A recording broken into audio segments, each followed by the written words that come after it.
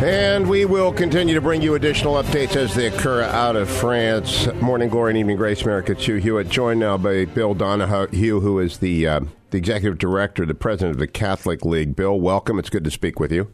Well, thank you so much, Hugh. Bill, I want to read some excerpts from your statement yesterday in the aftermath of the terrorist assassinations in Paris. You wrote, "Killing in response to insult, no matter how gross, must be unequivocally condemned." You also wrote, "But neither should we tolerate the kind of intolerance that provoked this violent reaction."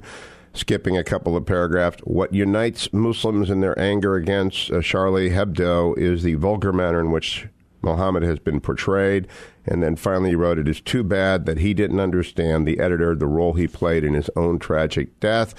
Had he not been so narcissistic, he might still be alive." And you concluded by saying, "I've never counseled violence. Liberty may be endangered," you quote Madison as saying, "by the abuses of liberty as well as the abuses of power." Do you stand by this statement, Bill? Yeah, in fact, I've magnified it here today. So the title of my new one is called "Charlie Hebdo Perverts Freedom." Freedom of speech is not an end. It's a means. What is it a means to? Well, it's laid out in our preamble pretty well, but essentially what it comes down to is the makings of the good society. We have gotten off course in Western civilization into thinking that freedom is the right to do whatever you want to do. That's a perversion of liberty.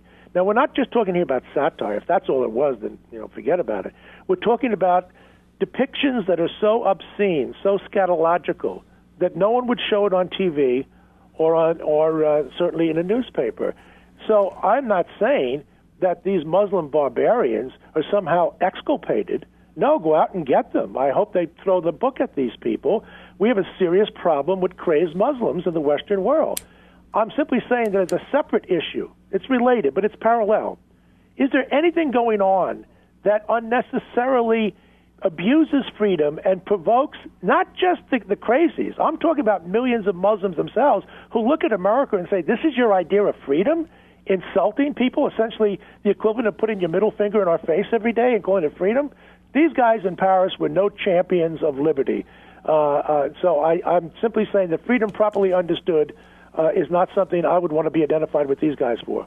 Now, Bill, I've often agreed with you over the years because, like you, I'm an Orthodox Catholic. Went to confession on Saturday, Mass on Saturday night. I don't believe, except maybe perhaps vis-a-vis Dennis Prager, I've committed any mortal sins in the interim, so I think I'm in good standing with the church right now. And I have to say, I'm appalled and I'm embarrassed, and I'm urging you to rethink this because it is a deep... Where did I go wrong, you? You blamed the victim before their bodies were cold. No, I didn't blame the victim at all. That's not exactly what I said. Actually, I quoted to you, "It's too bad that Stéphane Charbonnet did not understand the role he played in his tragic death. He may, had he not been so narcissistic, he may still be alive." Well, why didn't you read what was in front of that? I read it already. I mean, No, you didn't, because I have it in front of me. I have it in front of me. Let me tell you what exactly I said, and not your interpretation or the interpretation of the New York Post. In 2012, when asked why he insults Muslims, he said, "Muhammad isn't sacred to me." Actually, Bill, that's not what you wrote. You wrote first, "It's too bad that he didn't understand the role he played in his tragic death." That's before that's that what line. I'm saying. That's blaming the victim, Bill. Had he not been so narcissistic, he would say, even though Muhammad's not my prophet, he's not my deity, and maybe I don't even like Muhammad, but I'm not going to go out intentionally insulting people of another religion. Then he would have put the brakes on himself. You see, the crazy Muslims, everybody understands them because they don't put any brakes on themselves. Every time they're offended, they want to kill somebody. And what I'm saying is this: people who are in the artistic business or in journalism, in the dissemination of ideas, need to put brakes on themselves as well. Bill, you are is absolute. You are. I think everybody understands one thing. Everyone listening to this show believes that you are blaming the victim before their bodies were cold. It's deeply embarrassing to me as a Catholic that an organization that has. Can I finish for a second? We don't agree with you. Can I just stop for a second? I don't believe any cardinal or archbishop in the United States has stood up and said, "I agree with Bill Donohue's statement." They're calling blowing me up. Have one of them go public. Have one of them go public. I don't believe it, Bill. I do not believe you. I think you are lying right now. Oh, okay, that's good. Yeah. I do. See, in other words, you can't deal with me intellectually, can you? Oh, I'm so ready to deal with you intellectually. Now you resort to name calling. Because I believe you could give me the name of one archbishop or cardinal who has called you up. Yeah. Will you name one? You don't understand. Will you name one who has called you up and stood by you? The freedom of speech. No, but will you name? You just made an assertion that people are calling you up, and I've been doing this a lot longer than you, Bill. You get an occasional microphone. You're not going to bully me. Name me one archbishop or cardinal who has called you up and said they stand with this statement, which is morally offensive, repugnant, and embarrassing. It's a scandal on the church. A man who can't even think rationally.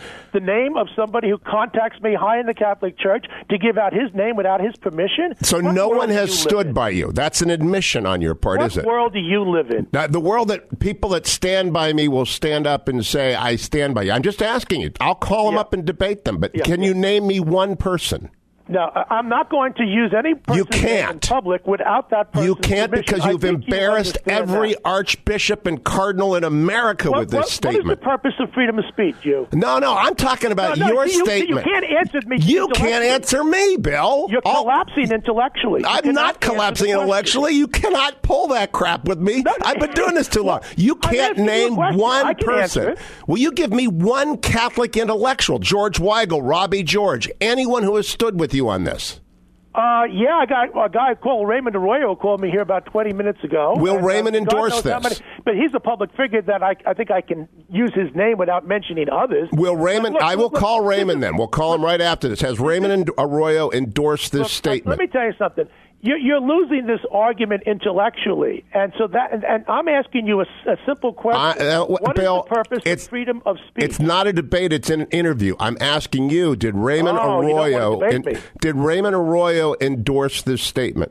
Of course he did. He did. And so did many other people. Can you name me some other people? I don't understand what you're talking about. Look, I'm not going to sit down here and tally with you, who likes me, who doesn't like me. It isn't about liking you. It's about standing over the bodies of dead journalists, exercising their First Amendment rights in this country. Don't misrepresent what I said.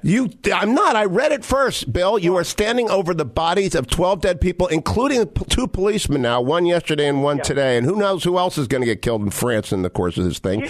And you are saying that they were justified because they were insulted. Can you read the first sentence of what I said? I absolutely can. Killing in response to insult, no matter how gross, must be universally... That is why what happened in Paris cannot be tolerated. But neither should we tolerate the kind of intolerance that provoked this violent reaction. Do you want to close down newspapers? Do you want to close... Do you want people killed? Do you want people killed? Muhammad as a victim of anal sex. You may think that's important discourse. What did you just say? What did you just say? I said you may think that showing Muhammad as a victim of anal intercourse in a cartoon is somehow contributing to important dialogue and civility. I do not. That's an abuse of freedom. Why don't you inform yourself and educate yourself before you try and debate me, which you're not doing too well about? Bill, I think I'm doing okay. I'll stand by my side. I want to ask you again. Take a look at the cartoon. When you say neither should we tolerate the kind of intolerance that provoked this violent reaction, what would you have society do? Imprison people who speak that which you do not agree with? Well, I'm glad you asked me a question that I can answer now. I can tell you this. I think people should put brakes on themselves. When freedom is But if they don't, what would you have society do? Freedom was meant to be enjoyed. You really can't answer a question, can you? You are incapable of answering a question. You are now caught in a box because people are condemning you, and you won't answer a question. What would you have society do when you don't like something? When Piss Christ comes out, I believe in marching outside of it, but not shutting down the museum. What would you have people do? Let me tell you something. I'm the one who organized the demonstration. Oh, good. Hooray. You get a one clap at a golf course. I'm the one who organized the demonstration on the Brooklyn Museum of Art. Double hooray. You get 2 claps. Lectures from somebody who I am lecturing. You do need a lecture. You do not understand the First Amendment. You have no clue what an embarrassment you are to Catholics with this.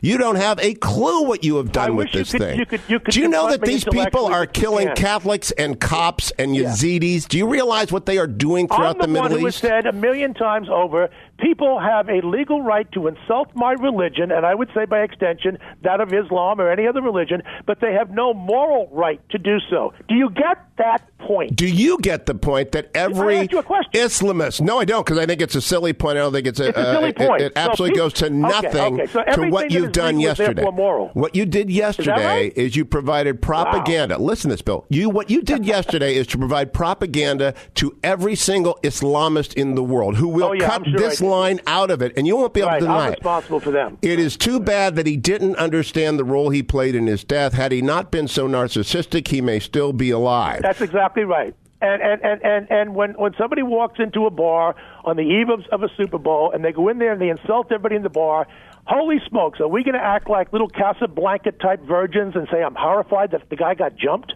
You are absolutely not ashamed by this in the least. Oh, no, I've expanded on it. You should read what I've said since that time. I'm just reading your statement right here. So has anyone called you up? Anyone in the Catholic Church? No, nobody's ever called me. You're the first guy to talk to. Come on, what world do you live in? I want you to answer my question and go back there. No, it's an interview, not a debate. Call me up sometime if you want to debate me. I'll debate you. But I want you to go back and, last chance, Bill, will you name me one archbishop or cardinal who was called up and said this is a good idea? I will never disclose in public a private communique with you or anyone else. I'm not asking you to. Can you? If you can't do it, fine. But you can't name one who's endorsed this. I gave you one guy. You didn't like that. No, I'm going to call Raymond. I'm going to call Raymond as soon as I'm done with this. In fact, my producer's calling him right now. I would like to know, though, if anyone has got... Will you go out and ask any archbishop or cardinal to stand by this statement? Coming to me. Will you ask any archbishop or cardinal to come out and stand with you on this statement? As they would on the Brooklyn Museum, as I would have on the Brooklyn Museum. I understand what the Catholic League does. No, I'm asking. Independent of the church. I understand that. It's a money-making operation. You're doing just great, Bill. You're selling books and you're doing fine, and you get on TV. But you're a scandal on the church. You are absolute. Your insensitivity to these dead victims and their families, and to the people who defend them, and to everyone who's being prosecuted and persecuted in the Middle East, is a scandal on the church. You are in a position. You don't understand the difference between legality and morality, and that tells me volumes about the way you think. Great. You can judge me all you want because your judgment is so flawed. I don't care if you think I'm a criminal. All I want you to do is come up with some evidence. What about my freedom of speech? You've got every freedom of speech. I called you up. You can talk at length. Criminal. I want you to come up with evidence that you stand for anything that has Catholic in its name, because I do not believe you do until you apologize for this. Why don't you go on to our website? It is I'm not going to give you any traffic. I'm not going to give you any attention until you apologize for this. It is an outrage. It's going to be a cold day in hell before you're going to get any apology out of me for this. But why don't you go check our website? I have no interest in doing anything to support an organization that will stand over the dead bodies of 12 innocent people and the police that defended them. What about that policeman on the sidewalk, Bill Donohue? Yeah. He was killed by these barbarians, which I've condemned. Defending the freedom of those people. What don't you understand about the First Amendment? Do you believe there's a right to censor cartoons even if they offend you? As a matter of fact, I've said just the opposite, that that's the wrong remedy. I'm asking for self-censorship, for people to put the brakes on themselves as they do every day. I can't go on television and use the little meaning of the N-word because I'm going to be bleeped. The New York Times is not going to publish the pictures of the Danish cartoons, even though they are inoffensive, unlike the scatological commentary that Charlie Hebdo does. Do you understand what a chilling effect is? Do you understand what a chilling effect is? Yes. Oh, listen, I've taught the First Amendment, sir. I wouldn't want to be in that class. Have you taught the First Amendment? I would be very afraid of being in that class. Have you taught the First Amendment to graduate students? Yes, I have every day for 20 years. Yeah. I'm sorry. Look, you're a talking Bill, did you know that? You need to be... Bill, did you know that? I'm a professor of law. I've been teaching this for 20 years. Did you know that? You need to be educated. Did you know that? You're not doing very well. It's an easy question. It's not like algebra. Did you know that I'm a con law professor? Did I know who? Did you know that I was a con law professor? Who you are? Yeah. Oh, really? What books have you written? I can tell you my ones. No, I just want to know. You did not know. That's okay. I just want you to understand that you're arguing with someone who teaches this, and what you're talking about What books have you written on constitutional law? Again, it's an interview, not a debate. I'll be happy to do that in a debate sometime. That's Bill. You go ahead and go online and look at it. When you get around to writing the books that I have, about the American Civil Liberties Union, 2 of them, plus a PhD dissertation, and advising presidents on this subject. Then which president have you advised on this subject? George Bush 41. And how did you do that? Caucus made an issue out of him being a card-carrying member of the ACLU. Where do you think Bush got all the information on the ACLU? I was at the Heritage Foundation at the time. I had written my first book on the ACLU at that point, and then I came back a couple of years later and wrote another book on the ACLU. And did the President of the United States... They regard child pornography as freedom of speech. Would you regard child pornography as freedom of speech? It is not freedom of speech, as anyone knows. But I'm asking you, Bill Donohue, why do you have to divert from what you have done here? You've dug a hole. The first rule of holes is I say, I'm sorry. All you have to do is say, I'm sorry. You have to pray about this. No, I've expanded on it. I know you have, but you're digging a hole. This is actually an appeal for you to stop and realize that what you did yesterday was horrible. It was morally abhorrent. It was standing by when the victim. It's like blaming a rape victim for wearing the wrong sort of clothes. Right. Did you read my statement from today? All I've read is the statement in front of me, and you're standing by it, and it's blaming the victim. It is an absolute assault on these people. Let's see. I don't think this is going to change your mind. You seem impervious to reason. But here's a comment that I made today. My position is this. The murderers are fully responsible for what they did and should be treated with the full force of the law. Nothing justifies the killing of these people. But this is not the whole of this issue. It is the whole of this issue. It is 100% the whole of issue. What you do not get is I don't care what they print out. It does not allow you to censor them or the fact that you are. Do you realize who these people are in the great sweep of history? You have decided to go onto the side of the barbarians with guns against people with pencils. You have decided to stand with the greatest killers, with the killers of the church, with the creators of martyrs, with the people who are destroy. They crucify people, Bill, and you're standing with them. Right. That's on the side of the debate you find yourself on today. You really are an either turn to your left. What was that? You really are an either-or man. I didn't know you suffered from Manichaean dualism. I know that you are standing next to the guys who believe they can shut down newspapers if they disagree. When did I say that newspapers should be shut down? You did right here when you said it's too bad they didn't understand the role he played in his tragic death. Yeah, he played no role in his alive. He played no role in his death. He was at work working. No. That's why you don't understand moral agency. I'm trying to cut down on the deaths by these crazy Muslims, and you don't explain to me his agency in his own death. That's what you wrote. Yeah. Tell me the moral agency there. It's too bad he didn't understand the role he played in his tragic death. What role did he play? On himself. He wouldn't go out and insult people. He what? So you can't insult people, or if you insult people, you play a role in your own death. Have I insulted you? Do you have the right to come in here and kill me in my studio? Well, I think you know the answer to that. So why even beg the question? So I put it because you cannot defend the line you've drawn. Any kind of pressure on this line collapses. I'm very proud of it. And I'm very happy by the response from the clergy, from cardinals and bishops. You gave me Raymond Rohr. Who else? I only said Archbishop or Cardinals. The support of all these bishops. I only said Cardinals and Archbishops. Which priest has stood up with you and said...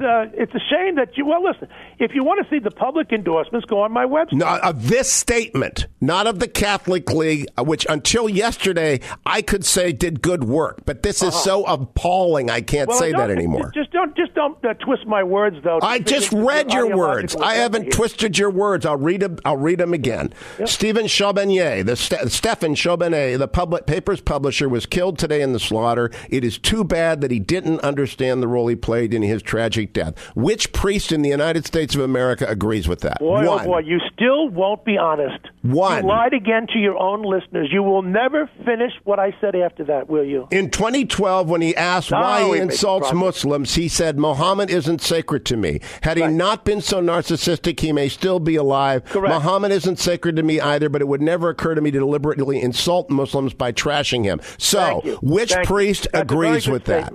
One priest. One. I'm very, very happy with that statement. One member of the clergy who agrees with that statement. Can you name me one? They keep coming in. High-ranking ones. I even heard from one in Rome. I just need one. One priest. Give me one name. Hugh Hewitt, who doesn't understand the difference between legality and morality.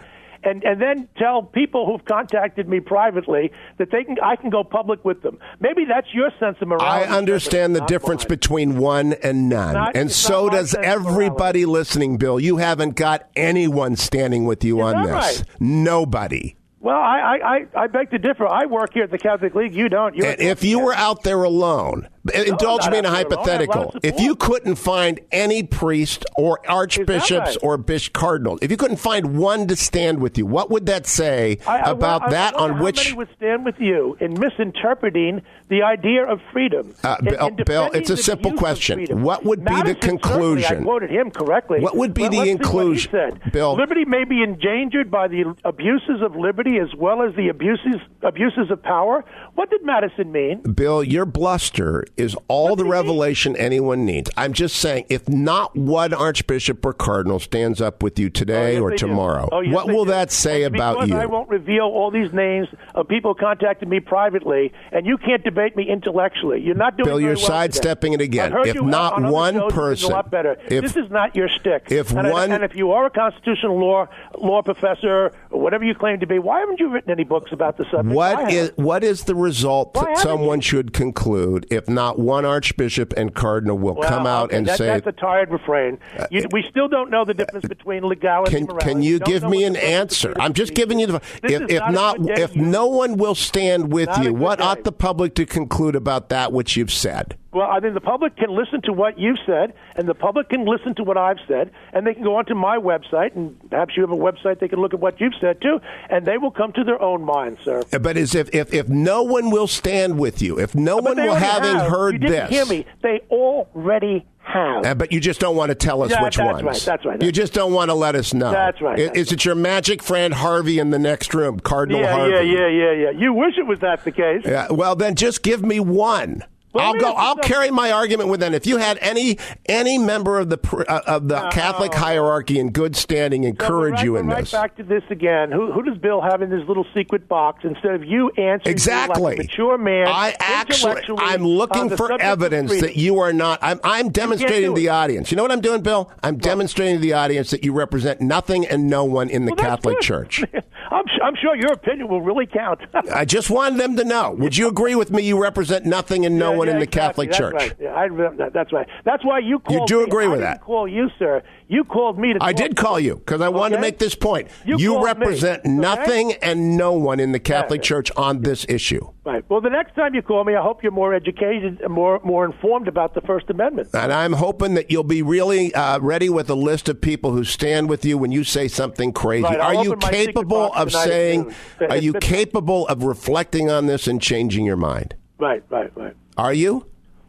I think you already know the answer to that. So you're not open to correction. You're not open. Very well-reasoned argument. I just heard from just as we're talking, I heard from a law professor from the University of Mississippi. No, I'm not going to give you his name right now, but I'm getting a little closer. And you live in this make-believe world that somehow you're right, and then if somebody disagrees with you, there must be something wrong with them. No, I live in a make-believe world where I believe in evidence and authority, and in the Catholic world, I believe in bishops and cardinals, and you ain't got one of them, Bill. Right. And if there were no one in the whole world, would you then agree to debate me on the question of what is the difference between legality and morality? I'm debating you on the fact that you represent nothing and no one in the Catholic Church. You know what I'm shocked about most is that you claim to be a constitutional scholar and you don't know anything about the First Amendment. You betcha, Bill. I'm glad to hear you think that. I appreciate the time you took today. Make sure you send me word when one bishop or one cardinal stands beside you on this issue. Thank you. Bye-bye.